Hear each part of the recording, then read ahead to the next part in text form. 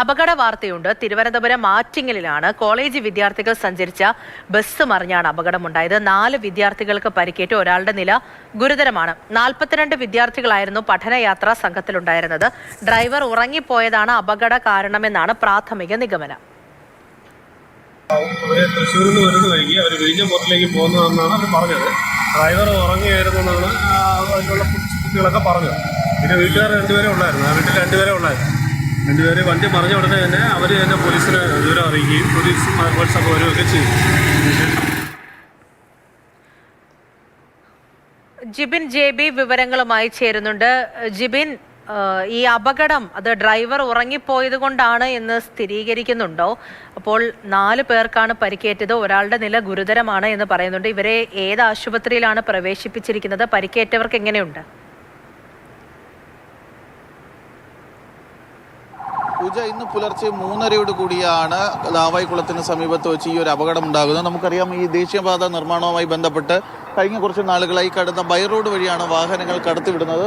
തൊട്ട് താഴെ ഒരു കർവാണ്. ആ കർവ് തിരികെ വേണം ഈ റോഡിലേക്ക് എത്തുന്നതിന് വേണ്ടി. ഇത് ഈ ദൃശ്യങ്ങളിൽ കാണുന്ന പോലെ ഈ ബൈ റോഡ് വഴി എത്തിയ വാഹനം ഇവിടെ നിന്ന്, ഈ റോഡിൽ നിന്ന് തെന്നി മാറി ഇങ്ങോട്ടേക്ക് വരികയും ഇവിടെ നിന്ന് ഈ ഫ്രണ്ട് വീല് ഇതൊരു ചരിഞ്ഞ ശേഷമാണ് ഈ വാഹനം സമീപത്തെ വീടിന്റെ വശത്തെ വീടിന്റെ ഒരു വശത്തെ ഇടിച്ചുകൊണ്ട് താഴേക്ക് മറിയുന്ന ഒരു സാഹചര്യം ഉണ്ടായത്.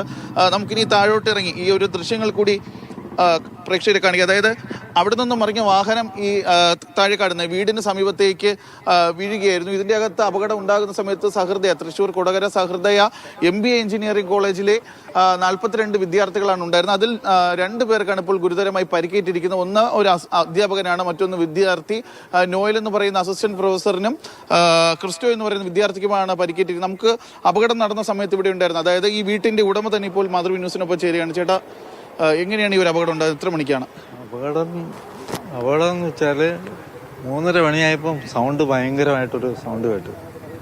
അതിനുശേഷം ഞാൻ വന്ന് നോക്കിയപ്പോൾ എൻ്റെ മുറ്റത്ത് ഇത് കിടക്കുക, ഈ ബസ്. പിന്നെ ഉടനെ തന്നെ ഞാൻ പോലീസിന് വിവരം അറിയിച്ചു. കൺട്രോൾ റൂമിൽ നിന്ന് ഉടനെ തന്നെ പറഞ്ഞ് ഉടനെ ആളെത്തു വന്നു. പിന്നെ ഫയർഫോഴ്സും അവർ തന്നെ വിളിച്ചിട്ട് വന്ന് അതിനു മുമ്പേ തന്നെ റെസ്ക്യൂ കുട്ടികൾ തന്നെ, പരിക്കില്ലാത്ത കുട്ടികൾ തന്നെ കണ്ണാടിയിലൊക്കെ പൊട്ടിച്ച് വെളിയിലിറങ്ങി. ഒരുപാട് പേർക്ക് ഗുരുതര പരിക്കുണ്ടായിരുന്നു. അത് ഉള്ളിൽ പരിക്കുണ്ടാകുന്ന സംഭവിച്ചത് എന്നുള്ള കാര്യം കൂടി ആ വീട്ടുടമസ്ഥൻ പറയുകയായിരുന്നു. പുലർച്ചെ 3:30 കൂടിയാണ് ഇങ്ങനെ ഒരു അപകടം ഉണ്ടായത്. ജിബിൻ JB ആണ് സംഭവ സ്ഥലത്ത് നിന്നും വിവരങ്ങൾ നൽകിയത്.